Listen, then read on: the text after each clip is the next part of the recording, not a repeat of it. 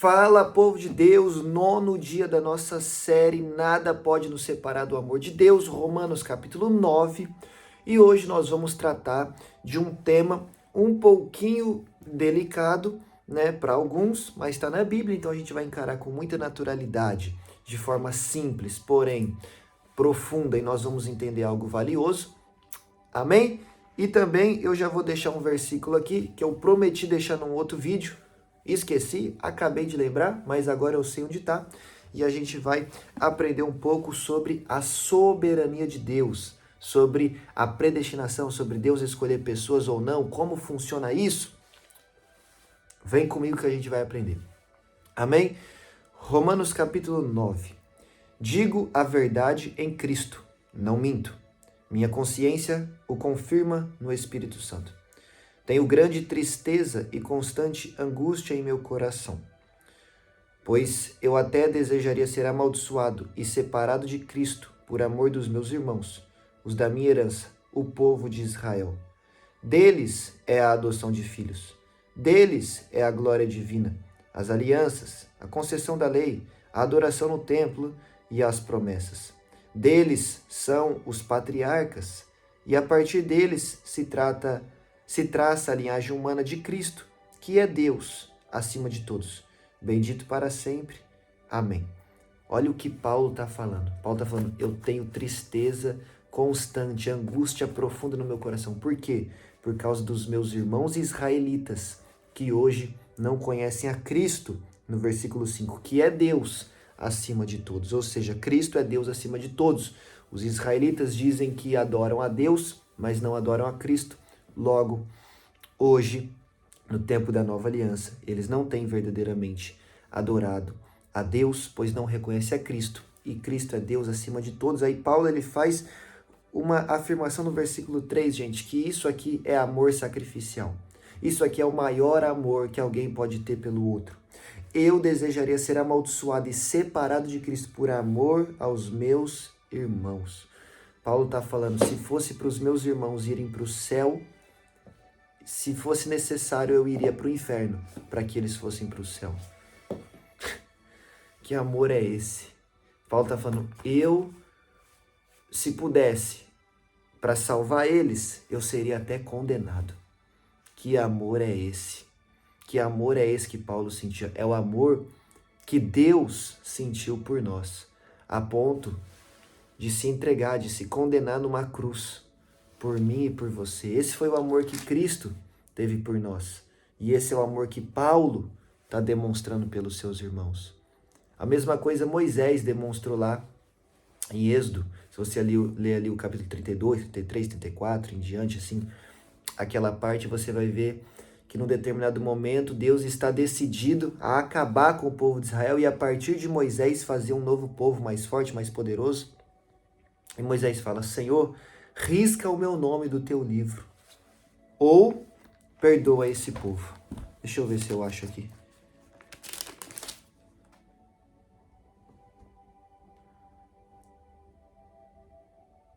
Aqui, Êxodo capítulo 32, versículo 32.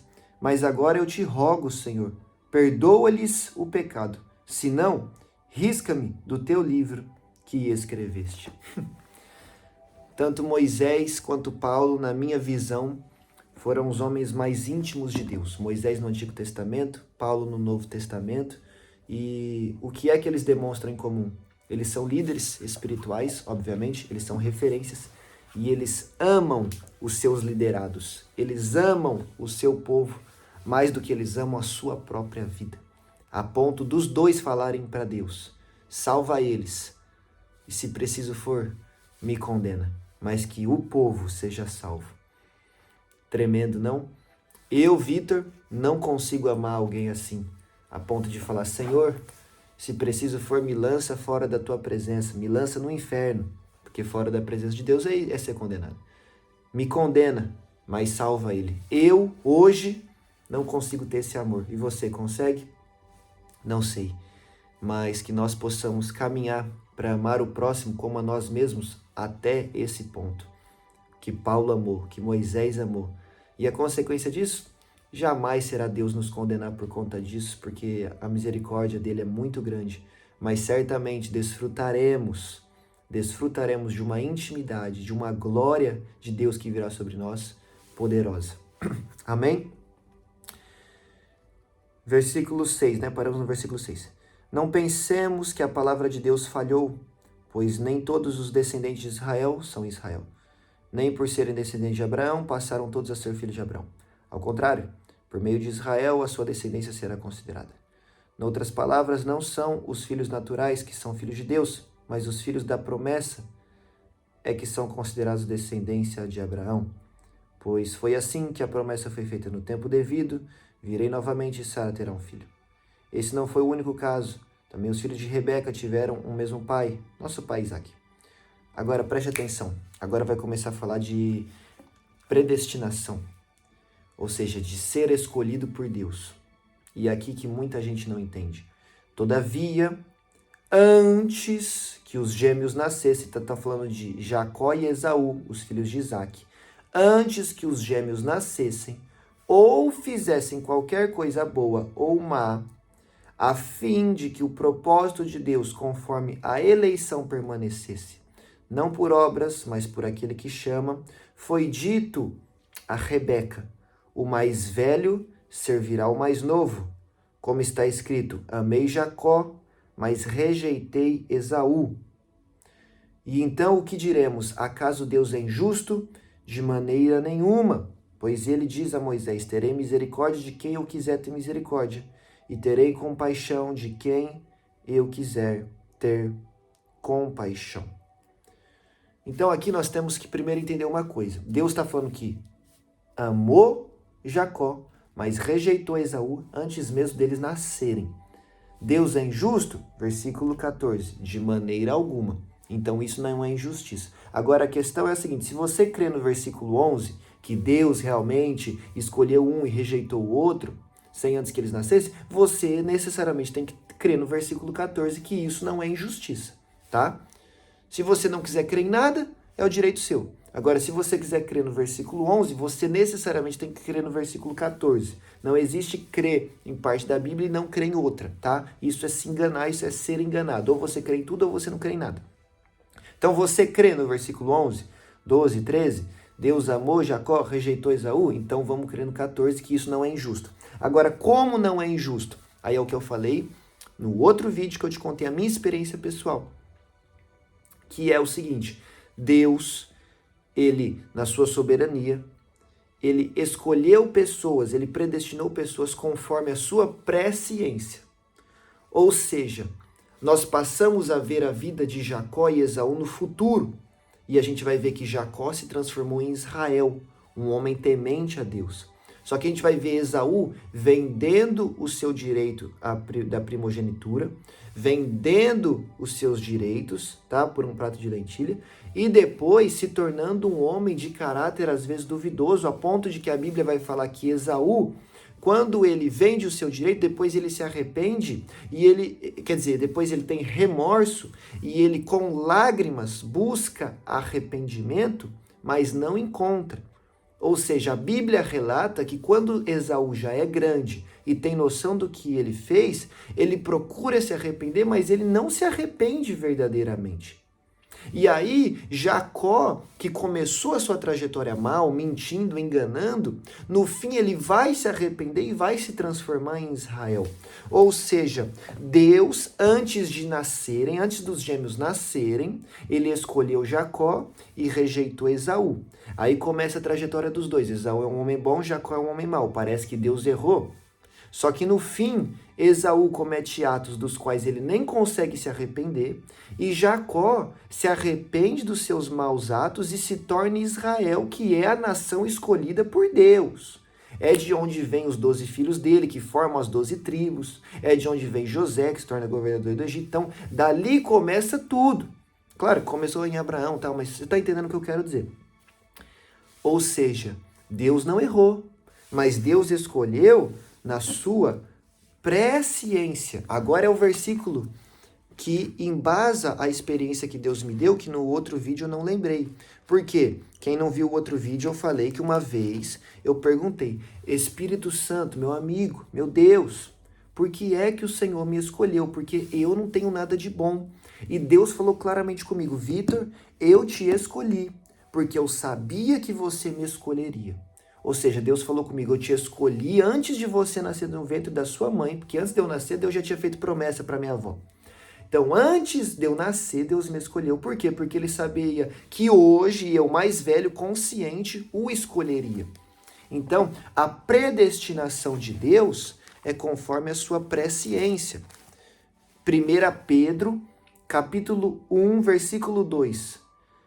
Escolhidos de acordo com o pré-conhecimento de Deus Pai, pela obra santificadora do Espírito, para a obediência a Jesus Cristo e a aspersão do seu sangue. Então, Pedro está escolhendo para um povo, ele vai, 1 Pedro 1 e 2. Pedro, após Jesus Cristo, aos eleitos de Deus, peregrinos, dispersos, tal, escolhidos de acordo com o pré-conhecimento de Deus. Então, Pedro está escrevendo para os eleitos de Deus. Quem são os eleitos? Versículo 2, são aqueles escolhidos no pré-conhecimento de Deus, que embasa essa experiência que o próprio Deus me deu e me ensinou, e que confirma em Esaú e em Jacó. Ou seja, vamos resumir aqui para você entender. Predestinação de Deus, como funciona, tá bom? Não é que Deus é mau. Deus olhou o Joãozinho e falou: gostei do Joãozinho, vai ser salvo. Olhou a Mariazinha: não fui muito com a cara dela hoje, hein? Vai ser condenado eternamente ao inferno. Por que, Deus? Aí algum anjo pergunta: por que, Senhor? E ele fala: porque eu quis assim. E tá, e pronto. Não é isso. Deus, a Bíblia diz no Salmo 139 que ele já tem escrito todos os nossos dias no seu livro. Agora, como Deus escreveu esse livro? Na sua soberania, ou seja, definindo exatamente tudo o que nós faríamos. Nós somos robôs que não têm livre arbítrio, que simplesmente faz o que está escrito? Não. Deus escreveu o seu livro na sua presciência. Ou seja, hoje eu estou gravando esse vídeo, é uma segunda-feira, tá bom? Ontem, no domingo, eu dei uma vacilada. Pequei, exemplo, pequei. Era da vontade de Deus que eu pecasse ontem, no domingo? Não, mas estava escrito no livro dele, que no domingo eu teria pecado. Por quê? Porque ele já sabia que eu ia fazer isso. Então ele escreveu triste, Deus escreveu aquilo triste, porque ele sabia que eu falharia, mas não era da sua vontade. Tá entendendo? Tá? Porque não é da vontade de Deus que nós pecamos. A Bíblia diz no livro de Timóteo que é da vontade de Deus que todos sejam salvos. Então, como é que pode ser da vontade de Deus que todos sejam salvos e pessoas já tenham no livro da vida escrito que eles não vão ser salvos? Porque o livro da vida já está escrito. O livro da vida já está escrito. A Bíblia diz no livro de Apocalipse que aqueles que não têm os seus nomes escritos no livro do Cordeiro, que foi escrito antes da fundação do mundo, não serão salvos. Então, o nome de quem vai ser salvo já está escrito.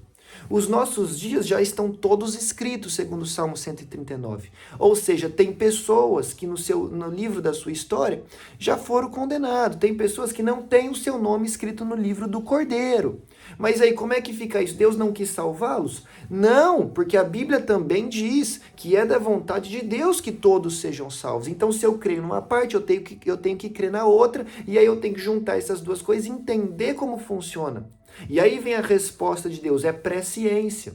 Então Deus escreveu todos os nossos dias na presciência, não é porque ele queria que fosse exatamente daquela forma, mas é porque na sua soberania ele decidiu nos dar livre-arbítrio. Então agora eu tenho poder de decisão. E aí Deus escreve o seu livro segundo aquilo que ele sabe que eu vou fazer, porque Deus não é surpreendido por ninguém. Hoje é segunda-feira, eu não sei o que eu vou fazer amanhã na terça, Deus já sabe, e isso já está escrito no livro dele. Por quê? Porque ele já conhecia os meus dias. Tá conseguindo entender? Então, Deus sabia que eu escolheria.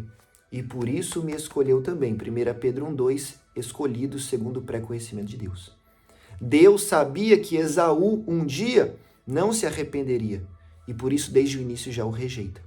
Porém, ele sabia que Jacó se arrependeria, se tornaria Israel, o serviria e o temeria. E por isso Deus o escolhe. tá? Então, é assim que funciona. Deus escolhe segundo a presciência dele. Meus irmãos, eu não vou dar sequência, tá bom? Porque esse assunto ele é um pouco polêmico.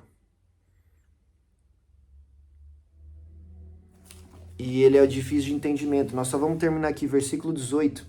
Portanto, Deus tem misericórdia de quem Ele quer e endurece a quem Ele quer. Mas algum de vocês me dirá, então por que Deus ainda nos culpa? Pois quem resiste à sua vontade? Mas quem é você, ó homem, para questionar a Deus? Acaso aquilo que é formado pode dizer ao que o formou, por que me fizeste assim? O oleiro não tem direito de fazer do mesmo barro um vaso para fins nobres e outro para desonroso? Ou seja, Paulo está falando, meus irmãos, Deus definiu que o negócio ia ser assim. Quem sou eu para reclamar? Quem é você para reclamar? Tá? O manual de vida está aqui, ó. A instrução para o céu está aqui. Quer agradar Ele? Está aqui. Quer andar com Ele? Está aqui. A escolha é sua. A escolha é minha. Eu posso vir aqui ensinar isso aqui todos os dias e a hora que eu desligo a câmera fazer tudo errado. Você acha que eu vou para onde, no fim das contas? Como eu posso parar de fazer os vídeos, parar de expor a minha face aqui, mas viver isso no meu secreto, viver isso no meu dia a dia, no meu trabalho, dentro da minha casa, e aí nós vamos nos encontrar no céu. Como eu também posso continuar fazendo os vídeos, ensinando a palavra de Deus e viver a palavra de Deus. E eu vou para onde? Eu vou para o céu. Como eu também posso não ensinar mais e também fazer tudo errado. E eu vou para onde? Eu vou para o lugar de perdição eterna.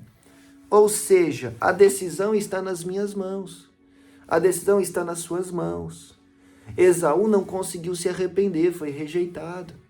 Por quê? Porque o seu coração verdadeiramente não se arrependia daquilo. Jacó percebeu que falhou muito, falhou pra caramba durante a sua vida. O que ele faz? Se arrepende. Se torna Israel, se torna escolhido de Deus. Paulo era perseguidor da igreja. Prendia e matava cristãos. Jesus o encontrou, o que ele fez? Se arrependeu, mudou de vida, foi o quê? Escolhido. E Judas? Judas andou com Jesus 3 anos e meio e não se arrependeu. Mas, por vontade própria, decidiu continuar roubando o ministério de Jesus, como a Bíblia diz no Evangelho de João, e decidiu entregar Jesus à morte. Qual foi o destino de Judas? Perdição. Raabe, por que Raabe foi salva? Porque decidiu guardar os espias do povo de Israel. Decidiu fazer o bem para o povo de Deus. Por quê? Porque temia o Senhor. Foi salva, acabou em Hebreus 11, no Heróis da Fé, e acabou em Mateus 1, na genealogia de Jesus. Mas por quê? Porque decidiu fazer o que era certo. E o resto do povo de Jericó? Fez o que Raabe fez? Não fez. Qual foi o destino deles? Foi a morte. Então, vida e a morte estão diante de nós todos os dias. E a decisão é nossa. Agora tem gente culpando a Deus. Ah, Deus não me escolheu. Deus isso, Deus aquilo, Deus é injusto. A culpa não é de Deus, a culpa é minha. A culpa é sua. Deus é perfeito, Deus é santo, Deus é puro. A culpa é nossa de muitas vezes não fazer o que devemos. Agora tem gente se perguntando, será que eu sou um escolhido? Meu irmão, se você não fosse um escolhido, nem nesse vídeo você estava. Se você não fosse um escolhido, já era para você ter partido dessa terra há muito tempo. Quantos acidentes você já teve? Quantos perigos de morte você já correu? Quantos lugares errados você já entrou que não era nem para você ter saído? Só que Deus te tirou de onde ninguém podia te tirar.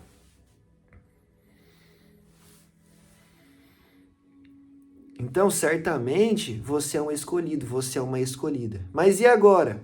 Agora você tem a responsabilidade de viver conforme esse livro aqui, ó, para herdar o céu.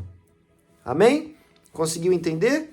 Eu não vou avançar nos versículos porque já está longo o vídeo e esse assunto é um pouco difícil, mas eu tenho certeza que você conseguiu entender isso aqui e que você vai tomar a sua responsabilidade e vai andar de acordo com Deus, tá bem? Para entrarmos no céu, nós temos que ter aliança com o Senhor, tá? Nós temos que ter aliança. Quando o arco-íris aparece no céu, Nossa, tá voando poeira aqui. Quando o arco-íris aparece no céu, é uma aliança que Deus fez lá em Gênesis 6, 7, 8 e 9, quando a gente vai ler a história de Noé, com a terra. Deus falando, eu faço uma aliança de que eu nunca mais destruirei a terra com água. É uma aliança. Só que 99% das vezes que a gente vê essa aliança no céu, a gente vê a aliança? Não, a gente vê o arco. Tanto é que ele é conhecido como o arco-íris. A aliança é um círculo de 360 graus. Quando a gente vê no céu esse sinal da aliança de Deus, a gente só vê o arco, 180 graus. É Deus falando, eu tenho uma aliança com vocês, e vocês têm uma aliança comigo, mas é o seguinte, eu estou fazendo a minha parte. Deus está falando. Façam a de vocês também. Conseguiu entender? Então, é uma aliança, 180 graus, Deus está falando, eu faço a minha parte. 180 graus, faça a sua também. Tá bom? Então, Deus escolhe, Deus predestina, Deus ensina o caminho, Deus rasga o véu, Deus abre a porta de salvação, 180 graus. Mas você obedece, você se santifica, você se afasta do pecado, você vive conforme a palavra de Deus. Esse é o seu 180 graus. Amém? Entendeu? Que Deus te abençoe. Um beijo no coração e eu te espero aqui amanhã no capítulo 10.